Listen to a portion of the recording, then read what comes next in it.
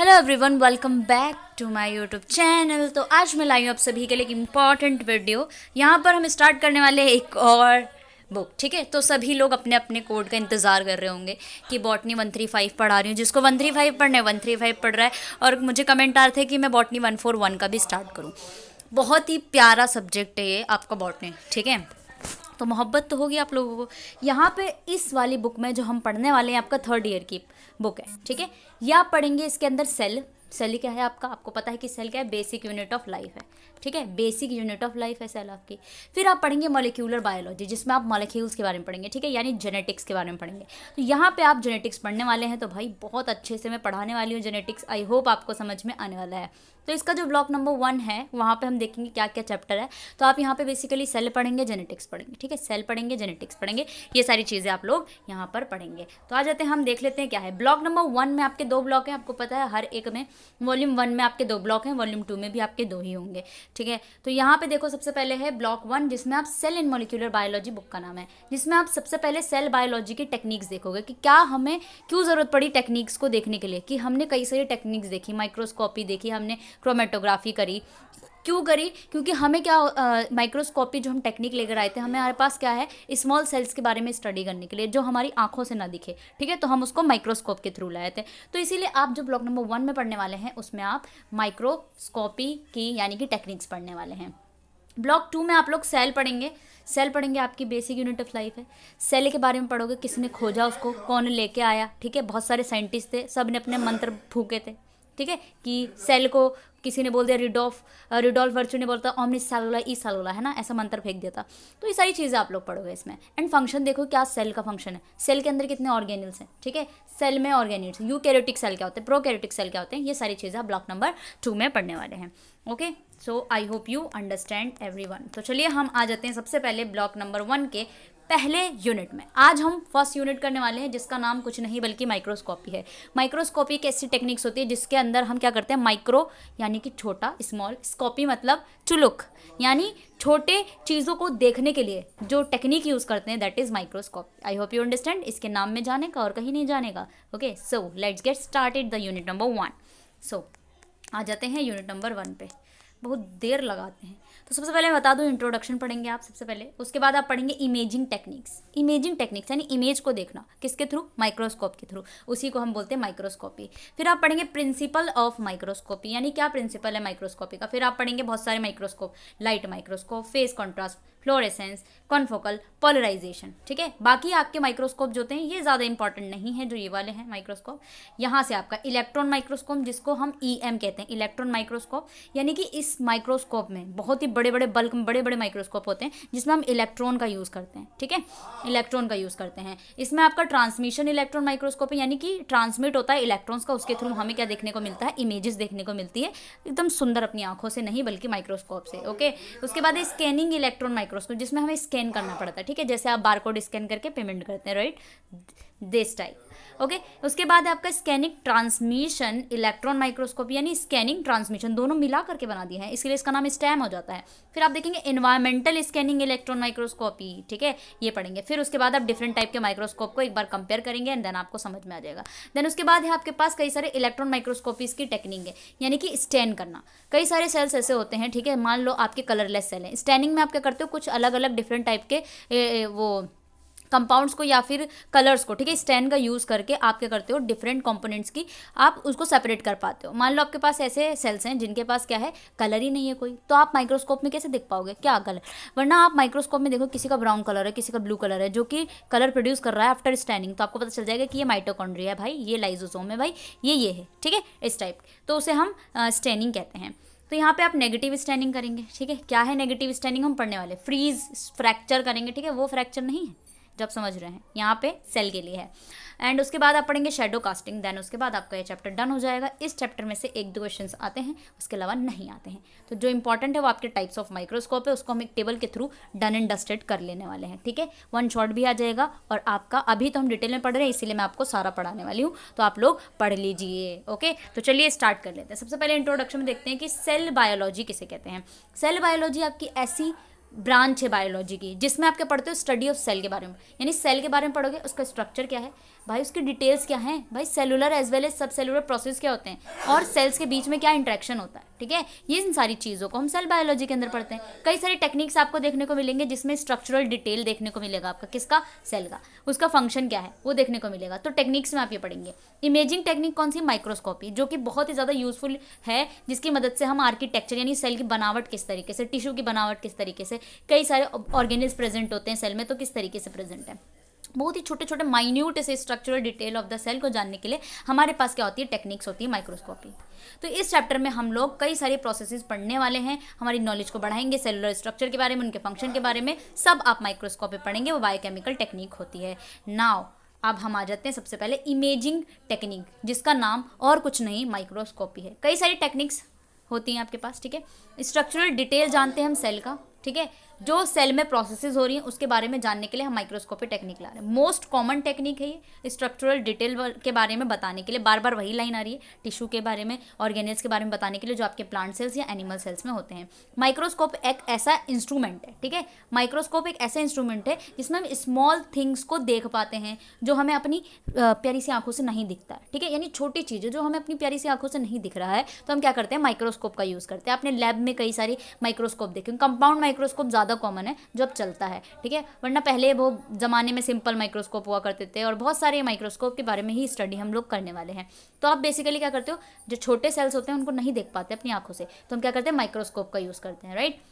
Word microscope में micro word है, उसका मतलब होता है स्मॉल, स्कोप का मतलब होता है चिलुक, यानी स्मॉल चीज़ों को देखने के लिए, स्मॉल चिलुक देखने के लिए हम यूज़ करते हैं माइक्रोस्कोप में। माइक्रोस्कोप की मदद से आप किसी भी ऑब्जेक्ट को मैग्नीफाई कर सकते हो, यानी बड़ा करके देख सकते हो, जूम करके, जैसे आप अपनी फ़ोटोज़ देखते हैं जूम करके, इसकी प्यारी आंखें हैं, है ना, अपनी अपनी अपनी वाली की फ़ोटोज़ देखते हो ना आप, बिल्कुल जूम कर करके एकदम बेहतरीन आंखें, बड़ी सुंदर है, ठीक है, तो वही चीज़ है। तो आप माइक्रोस्कोप की मदद से क्या करते हो, किसी भी ऑब्जेक्ट को मैग्नीफाई करके देख सकते हो, यानी कितना मैग्नीफाई कर सकते हैं आप, ओके।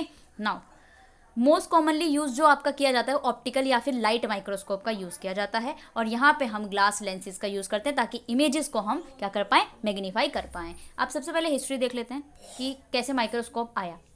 तो मैग्नीफिकेशन आना बहुत पहले की बात थी, ठीक है, यानी जूम कर करके फोटो पुराने लोग भी देखा करते थे, ठीक है। तो कई सारे थे जिनके पास आई ग्लासेस हुआ करती थी, आपने देखा होगा ना, आई ग्लासेस होती है, उससे ऐसे देखते थे आंखों से, ठीक है। वो कौन लेकर आए, आर बेकन लेकर आए थे, अपनी बुक में उन्होंने लिखा था। उसके बाद एक फिजिशियन थे, उन्होंने क्या ऑब्जर्व किया था, ऑब्जेक्ट जो होता है मच लार्जर होता है जब हम उसको दो स्पेक्टिकल ग्लासेस से देखते हैं, एक सुपर इम्पोज इमेजेस में, तो वो बड़ा होकर के दिखता है। तो इन्होंने ऐसा बोला। इन लोगों की कहानी में कोई वो नहीं है दिलचस्पी, ठीक है। तो क्या बात है कि फिलिप्स में आ जाते हैं, राइट।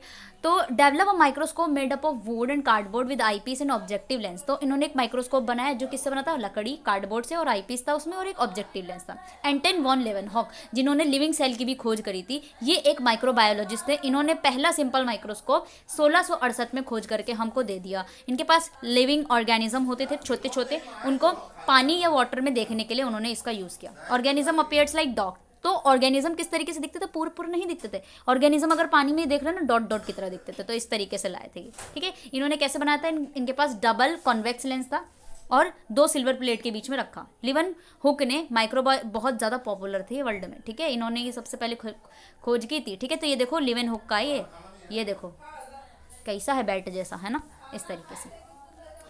सो रॉबर्ट हुक थे। रॉबर्ट हुक आपको पता है कौन थे, जिन्होंने सेल की खोज करी थी, किससे, कॉर्क सेल से। इन्होंने इन्फॉर्मेशन दिया था माइक्रोस्कोपिक ऑब्जेक्ट का, लाइक लाइसिस का, नेटस का, जो इन्होंने अपनी बुक में लिखा था, माइक्रोग्राफिया बुक नाम थी, ठीक है। इन्होंने सेल को भी खोजा था जो बहुत ही स्मॉल होता है। माइक्रोस्कोपिक स्ट्रक्चर को देखने के लिए इनके पास क्या था, माइक्रोस्कोप आया था, जिन्होंने cell and ultimately formation of cell theory का नाम दिया था, ठीक है। तो non colour distorting achromatic microscope objective भी दिया था, फ्रैंकोइज बील्स नीचर, ठीक है, बहुत बढ़िया नाम है। देन उसके बाद एक और साइंटिस्ट आए थे जिनको आप और आगे पढ़ेंगे, रॉबर्ट ब्राउन। इन्होंने न्यूक्लियस की खोज की थी। इन्होंने बोला है सेल तो तुमने दे दिया, अब सेल के बीच में एक डॉट भी हमको दिख रहा है, उसका क्या नाम है, बताओ बताओ बताओ ना, ठीक है। तो पता चला कि वो न्यूक्लियस है, राइट। तो बहुत सारे आए साइंटिस्ट जिन्होंने फ्री लेंसेज ली थी, ठीक है। लेंसेज लिए थे ना, दो सिंगल लेंसेज होते हैं, आपको नाम, एक ऑब्जेक्टिव पीस होता है, एक आई पीस होता है। ऑब्जेक्टिव जहाँ पे ऑब्जेक्ट, आई पीस जहाँ से आप देखते हो। तो बहुत सारे साइंटिस्ट है, देख लो ठीक है। नॉट मच इंपॉर्टेंट, जो इंपॉर्टेंट है हम बताएंगे। ये आपकी सिंगल लेंस माइक्रोस्कोप है, यानी सिर्फ और सिर्फ एक लेंस होगा, ठीक है। एक लेंस होगा, तो इसको हम सिंगल लेंस माइक्रोस्कोप कहते हैं। प्रिंसिपल क्या है? प्रिंसिपल है ये माइक्रोस्कोपी का कि एक माइक्रोस्कोप एक ऐसा इंस्ट्रूमेंट है जिनके पास दो लेंसेज होते हैं, a light source and mechanical adjustable part. Light source जहाँ से आप लाइट पास होती है, ठीक है, और एक ऐसा जहाँ पे एडजस्टेबल पार्ट होता है, जहाँ से एडजस्ट किया जाता है आपका कोई भी, आप ले लो ग्लास स्लाइड वगैरह लगाते हो ना आप, वो एडजस्टेबल पार्ट होता है। तो दो लेंसेज होते हैं, जिसमें हमें क्या होना चाहिए, कुछ ऐसे टर्म्स होंगे जिसके बारे में आपको पता होना चाहिए, वो प्रिंसिपल ऑफ माइक्रोस्कोपी में आ रहा है। लाइक मैग्नीफिकेशन क्या होता है, हम जूम करके जो देखते हैं फोटो को, वही मैग्नीफिकेशन है। रिजोल्यूशन का मतलब ये है कि मान लो आपने जूम किया और वो जो आपने पिक को जूम किया है उसका जो पिक्सल है ना फट जाता है, तो उसको हम क्या बोलेंगे, इसकी रेजोल्यूशन बेकार है, एकदम बेकार रेजोल्यूशन है। और जिसकी प्यारी आईफोन से ले लो यार, एकदम बेहतरीन डॉट स्ट्रक्चर हेयर फॉलिकल्स तक दिखा देते हैं वाले चेहरे के, है ना, तो रेजोल्यूशन बेटर है। तो अगर अच्छे कैमरे से लोगे तो उसका रिजोल्यूशन बेस्ट है, और बेकार कैमरे से लोगे तो फट जाती है फोटो, तो उसको हम रिजोल्यूशन कहते हैं। इसी तरीके से आपके पास बहुत सारी चीज़ें, न्यूमेरिकल अपर्चर क्या होता है, इल्यूमिनेशन क्या है, focusing before studying in detail about the instrument, तो हमें सारी चीज़ें पता होना चाहिए इंस्ट्रूमेंट के बारे में। मैग्नीफिकेशन रिजोल्यूशन जो होता है माइक्रोस्कोप की फंक्शन पर बहुत ज़्यादा इफेक्ट करता है। मैग्नीफाई कितना कर पा रहे हो, कितना बड़ा करके आप देख पा रहे हो, ठीक है। छुटकी सी चीज़ लोगे, पॉइंट वाली स्ट्रक्चर, आपने देखा होगा स्लाइड पे एक बूंदू सी होती है, जब हम अपनी आंखों से देखते हैं तो उसको माइक्रोस्कोप में देखते हैं बड़ा सा दिखता है, कितना मज़ा आता है, तो वो मैग्नीफिकेशन है। एंड आपका जो रिजोल्यूशन है वो भी बेसिकली माइक्रोस्कोप के फंक्शन को ही डिफाइन करता है कि ये माइक्रोस्कोप बेटर है कि नहीं है। ओके चलो, तो अब हम एक एक के बारे में पढ़ेंगे, आ जाओ, सबके बारे में पढ़ेंगे हम किसी को धोखा नहीं देंगे। मैग्नीफिकेशन क्या है? मैग्नीफिकेशन क्या देता है आपको, how much bigger an object appears under the microscope. Yes, यही तो बात मैं कहना चाह रही थी कि आपको माइक्रोस्कोप के अंदर कितना बड़ा ऑब्जेक्ट दिख रहा है, तो वही को मेजर करने के लिए हम मैग्नीफिकेशन का यूज़ करते हैं। दूसरे शब्दों में भी बता दूं क्या? दूसरे शब्दों में it is a number of time the object is enlarge when observe under the microscope, यानी कितने number of time object enlarge कर सकते हो आप भाई, घुसा के एकदम कितना देख सकते हो, that is your magnification. You should know light microscope का जो होता है ना, जनरली मैग्नीफिकेशन कितना होता है, 400 टाइम्स एक्चुअल साइज, यानी एक्चुअल साइज से 400 बड़ा दिखता है, 400 टाइम बड़ा दिखता है। सोच सकते हो आप, एक्चुअल बहुत ही छोटा है एक्चुअल साइज, उससे 400 टाइम ज़्यादा दिखता है वो किसके अंदर, आपका लाइट माइक्रोस्कोप, ठीक है। डिपेंड करता है जो भी लेंस है और ऑब्जेक्टिव लेंस है उस पर डिपेंड करता है मैग्नीफिकेशन आपका, ठीक है। तो हर एक अच्छा माइक्रोस्कोप लोगे तो आपको अच्छा इमेज दिखेगा। रिजोल्यूशन क्या होता है? अभी मैंने आपको बताया ना कि मान लो आप देख रहे थे जूम करके उनकी फ़ोटो, और आपके मतलब समझ नहीं आ रही आँख कहाँ है, ठीक है, समझ नहीं आ रही क्योंकि आप उनके खूबसूरत आँख देख रहे थे, है ना, तो रिजोल्यूशन बेटर नहीं था, कैमरा अच्छा नहीं खींचा, उन्होंने फिल्टर ज़्यादा लगा लिया, ठीक है, फिल्टर हुआ, तो इसीलिए फिल्टर कम लगाओगे ना, फिल्टर, तो आपका रिजोल्यूशन बढ़िया आएगा, और कैमरा भी अच्छा होना चाहिए, ठीक। चलो, a lens possesses the ability to show two adjacent objects distinct unit, smaller distance by 2 points can be separated in distinct individual because called resolution. तो इसकी इंग्लिश में, अंग्रेजी जो है वो आपको खेल जाएगी, इसीलिए अंग्रेजी में यही आपको लिखना है। स्मॉलेस्ट डिटेल आपको देखने को मिलेगा, अब यहाँ पे देखो, the diameter of objective lens in related to its focal length is known as numerical aperture. क्या होता है कि ऑब्जेक्टिव लेंस का जो डायमीटर है वो किसके रिलेशन के साथ है, focal length, to its focal length, उसको हम न्यूमेरिकल अपर्चर कहते हैं। रिजोल्यूशन जो होता है माइक्रोस्कोप का, न्यूमेरिकल अपर्चर से हम डिटरमाइन करते हैं ऑब्जेक्टिव लेंस के। न्यूमेरिकल अपर्चर को हम half of the angle of the cone light भी बोल सकते हैं। रिफ्रैक्टिव इंडेक्स से हम इसको मल्टीप्लाई कर देते हैं, आपका आंसर आ जाता है ऑब्जेक्टिव रेंज का, ठीक है। रिजॉल्विंग पावर भी होता है, इसका एक फॉर्मूला होता है, ये फॉर्मूला आप देख सकते हो, डी इज रिजॉल्विंग पावर, ठीक है, and lambda is your wavelength two N A is numerical aperture, इसका एक फॉर्मूला है, आप लिख सकते हो। Lambda is wavelength, visualising specimen, N A numerical aperture है, जिसमें ग्रीन लाइट के लिए आप 514 नैनोमीटर यूज़ करते हैं, ऑयल अगर इमर्जन है तो उसका कितना है, न्यूमेरिकल अपर्चर 1.45, ठीक है, रिजोल्यूशन इतना हो जाएगा, that's the okay resolution. Now light microscopy, अब हम पढ़ने वाले हैं माइक्रोस्कोपी का लाइट माइक्रोस्कोपी, बहुत ही सिंपल, बहुत ही छोटा। लाइट माइक्रोस्कोप में आपके दो सिंपल, इसको हम लाइट माइक्रोस्कोप कहते हैं या फिर ऑप्टिकल माइक्रोस्कोप भी कहते हैं। इस टाइप के माइक्रोस्कोप में हम विजिबल लाइट का यूज़ करते हैं, जो भी आपका सैंपल होगा उस पर विजिबल लाइट जाएगी और आपको फोकस होके मैग्नीफाई होकर के देखने को मिलेगा, क्या इमेज यार, और कुछ नहीं देखने को मिल रहा है, that is your what, simple या फिर लाइट माइक्रोस्कोप। आपको ध्यान रखना, लाइट माइक्रोस्कोप में आप क्या यूज़ कर रहे हैं, विजिबल लाइट को यूज़ कर रहे हैं, ठीक है। ये भी दो टाइप के हैं भाई साहब, सिंपल लाइट माइक्रोस्कोप, सिंपल में क्या होगा, सिर्फ एक लेंस है, इसीलिए इसका नाम सिंपल है। इसमें जो है आप इमेज कितना 300x तक देख सकते हो एक्चुअल से। इनका लो मैग्निफिकेशन होता है सिंगल लेंस से, और रिजोल्यूशन पावर जो होता है वो 1 माइक्रोमीटर होता है बस। कंपाउंड वाला क्या है, जो आपके टीचर यूज़ करते हैं, ठीक है, टीचर। तो माइक्रोस्कोप जिसमें मोर देन 1 लेंस होती है उसको हम कंपाउंड माइक्रोस्कोप कह रहे हैं। इसमें माइक्रोस्कोप जो होता है वो इमेज को 2000x तक, ओए होए होए, 2000x तक मैग्नीफाई करके दिखा सकता है एक्चुअल लेंथ। समझ रहे हो 2000 टाइम्स तक much bigger than your actual size. तो ये आपका कंपाउंडवा माइक्रोस्कोप है, बहुत ही खेला खेल रहा है। इसकी बहुत हायर मैग्निफिकेशन होती है और इसमें 2 सेट्स ऑफ लेंस होते हैं, objective lens and eyepiece वाला लेंस। तो आई पीस वाला लेंस आपकी वही आई पीस वाला लेंस है जो आप अपनी आंखों से ना देखते हो, मतलब देखते हो, ठीक है। और जो ऑब्जेक्टिव लेंस है जहाँ पे आपका ऑब्जेक्ट होता है उसमें होता है, ठीक है। तो आपके 2 लेंसेज होते हैं। ये लेंस जो होते हैं इस तरीके से अलाइन किया जाता है जहाँ पे लाइट जो है ना इफेक्टिव मैग्निफिकेशन दे, जहाँ लाइट आएगी वहीं जाके देखना। कभी कंपाउंड माइक्रोस्कोप अंधेरे में लेके बैठ जाओ आप लैब में और पर्दा वर्दा लगा के आराम से बैठो, फिर आप कहोगे मैम हमें तो ये दिख ही नहीं रहा है, ठीक है। तो इसीलिए लाइट आनी चाहिए, ठीक है, इस वे में आनी चाहिए कि आपके दोनों पर जो आपका ऑब्जेक्टिव लेंस है ना, जो नीचे की साइड लगा होता है जहाँ पे आप अपने स्लाइड्स रखते हैं, उस पर लाइट पड़े, ठीक है, ध्यान रखना। चलो, रिजोल्यूशन जो होता है इनका 0.2 माइक्रोमीटर का होता है। लिमिटेशन जो है वो ये है कि सिंपल माइक्रोस्कोप जो होता है इस माइक्रोस्कोप से अलग हुआ है, ठीक है। चलो आ जाते हैं। तो आप देख सकते हो यार, ये देख लो, ये आपका कंपाउंड मॉडर्न वाला है, कंपाउंड माइक्रोस्कोप। ओए होए, मॉडर्न वाले में तो 3 भाई, ऊपर 3 लेंस लगे आईपीस पे।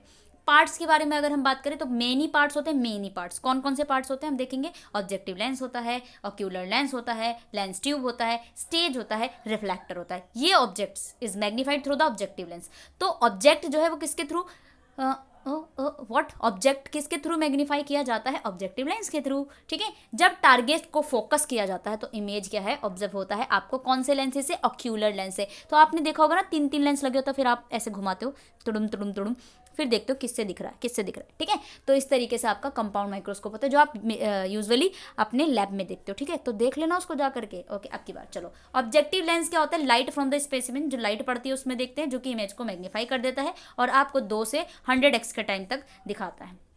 Okay okay. जब आपका ऑब्जेक्ट, ठीक है, works with air between the specimen और ऑब्जेक्टिव लेंस, एयर और स्पेसिमेन के बीच में काम करता है, उसको हम ड्राई बोलते हैं, ठीक है। क्या बोलते हैं, ड्राई। जब आपके लिक्विड की ज़रूरत पड़ती है, ठीक है, ऑयल की ज़रूरत पड़ती है, तो हम उसको इमर्जन ऑब्जेक्टिव कहते हैं, ठीक है।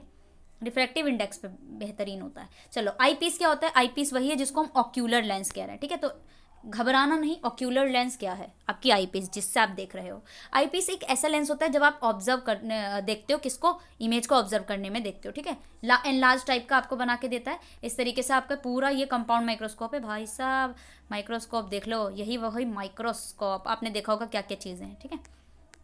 आर्म भी होता है, एक ऐसा स्ट्रक्चर है जिससे हेड ऑफ माइक्रोस्कोप लगा होता है बेस से। बेस क्या होता है, बॉटम होता है जिसको बेस कहते हैं। स्टेज क्या होता है, एक फ्लैट सा प्लेटफॉर्म होता है जो कि क्लिप को 2 स्लाइड से सपोर्ट करता है। नोज पीस क्या होता है, ओ माय गॉड, ऐसा स्ट्रक्चर जो कि ऑब्जेक्टिव लेंस के पास है तो उसको हम कहते हैं। कंडेंसर लेंस क्या होता है, जो कि स्टेज के नीचे की तरफ होता है, ठीक है। बस क्या ही करोगे यार। डायफ्राम क्या होता है, डायफ्राम एक iris regulate amount of light जो एंटर कर रहा है ना उसको कंडेंस करने का काम कर रहा है। इल्यूमिनेटर क्या होता है, एक ऐसी लाइट होती है जो कि माइक्रोस्कोप को इल्यूमिनेट करने में हेल्प करती है। मिरर जो आपको देखने को मिलता है, ठीक है, अर्ली माइक्रोस्कोप में, दैट इज इल्यूमिनेटर, ठीक है।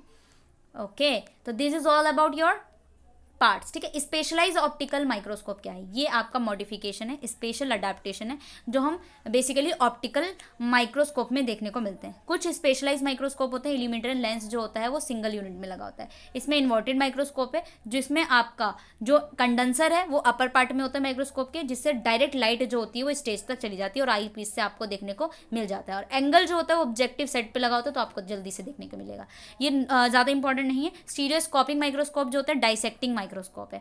इसमें आपके पास 2 ऑब्जेक्टिव और आई पीस होते हैं, ठीक है, 2 ऑब्जेक्टिव। इसमें सेपरेट ऑप्टिकल पाथ देखने को मिलता है, आपको एंगल देखने को मिलेगा, ठीक है। इसमें 250x से ज़्यादा मैग्नीफाइंग इनकी पावर होती है। मेटेलोग्राफिक माइक्रोस्कोप के बहुत सारे माइक्रोस्कोप है पर हमें जो इंपॉर्टेंट पढ़ना है वो यही है।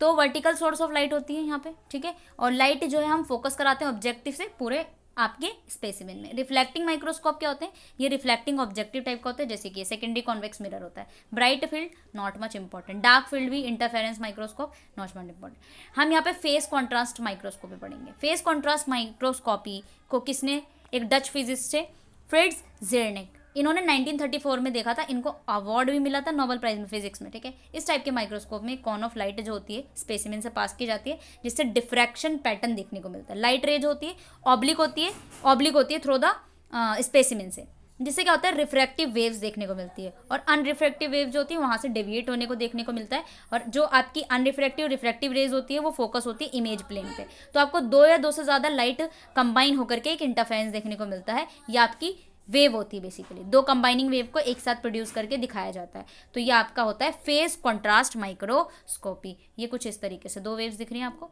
और ये आपस में इस तरीके से देखने को मिलेगा, ठीक है, वेव कॉन्ट्रास्ट। नेक्स्ट है फ्लोरेसेंस माइक्रोस्कोपी। ये आपकी टिश्यू को देखने को होता है, यानी कि एक वेवलेंथ आएगी लाइट की और दूसरी एमिट करेगी। इस तरीके से फ्लोरेसेंस माइक्रोस्कोप ये देखने को मिलता है। लाइट जो होती है एक वेवलेंथ की वो एक्साइट करेगी फ्लोरेसेंट मॉलिक्यूल से, और दूसरी जो होगी वो एमिट कर जाएगी लाइट, ठीक है। कुछ कंपोनेंट्स जो होते हैं नेचुरली हमें इनको कई सारे कलर्स होंगे उसमें से देखने को मिलेगा। इसमें हम डाइज का यूज़ करते हैं। Antibody binding specific cellular proteins होता है। एंटीबॉडी जो होती है पहले हम फ्लोरेसेंस उसको टैग करते हैं, उसके बाद फ्लोरेसेंस जो होगा वो एंटीबॉडी सेल पे अप्लाई कर दी जाती है, फिर आपको देखने को मिलता है कुछ इस तरीके से स्ट्रक्चर देखने को मिलता है, ठीक है। तो इसको हम फ्लोरेसेंट माइक्रोस्कोपी कहते हैं। नेक्स्ट है कॉनफोकल माइक्रोस्कोपी।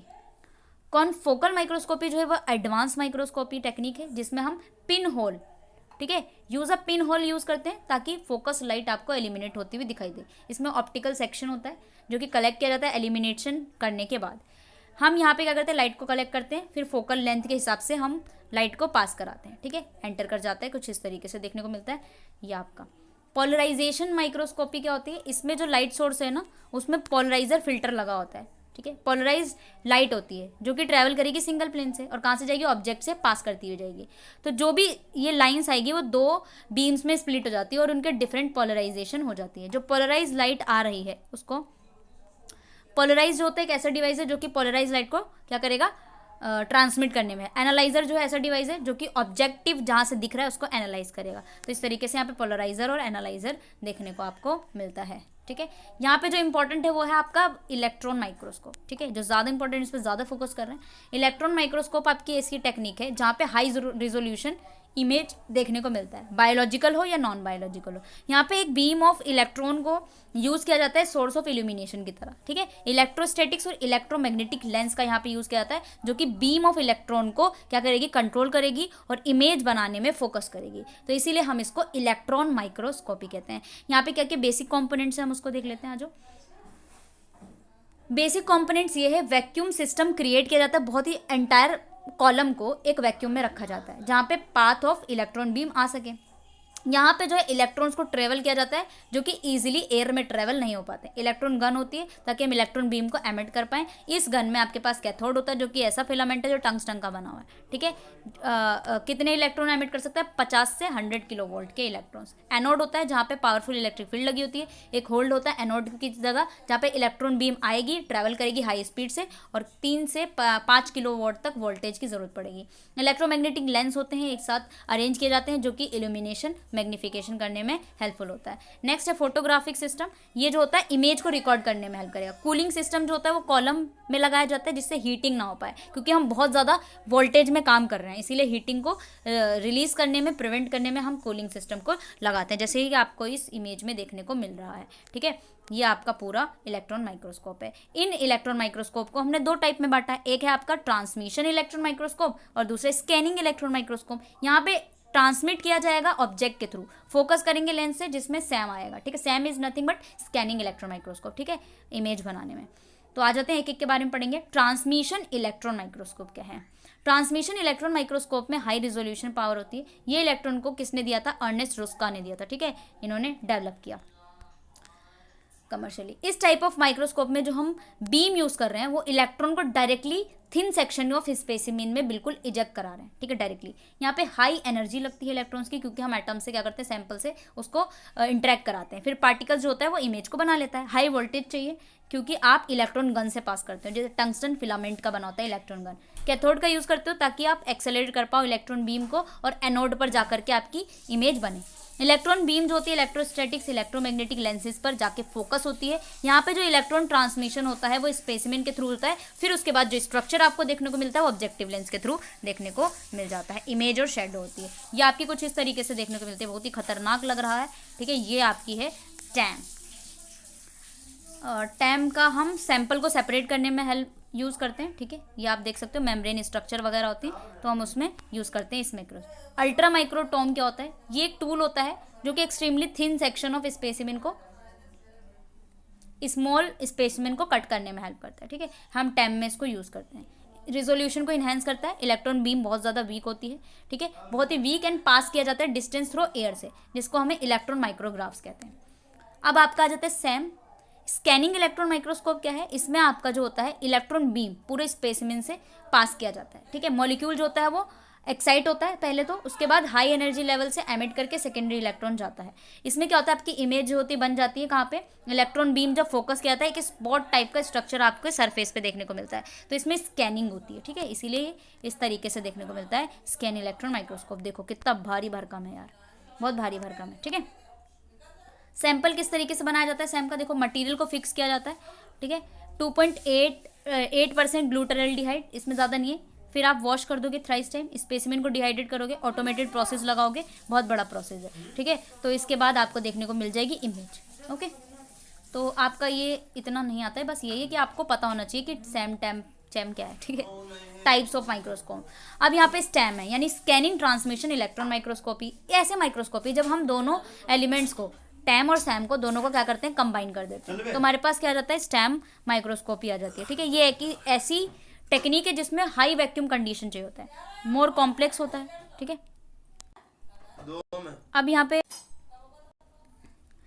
पे देखो क्या क्या होता है, जब आप स्कैन करते हो किसी कॉइल को तो डिटेक्टर लगा होता है। ठीक है, सर्किट बना होता है बेसिकली, लाइट को आप पूरे स्पेसिमेन में क्या करते हो, ट्रांसमिट करते हो, उसके बाद आपको मैग्नेटिक लेंसेज पर फोकस देखने को मिलता है। तो कुछ इस तरीके से आपको देखने को मिलता है स्टैम।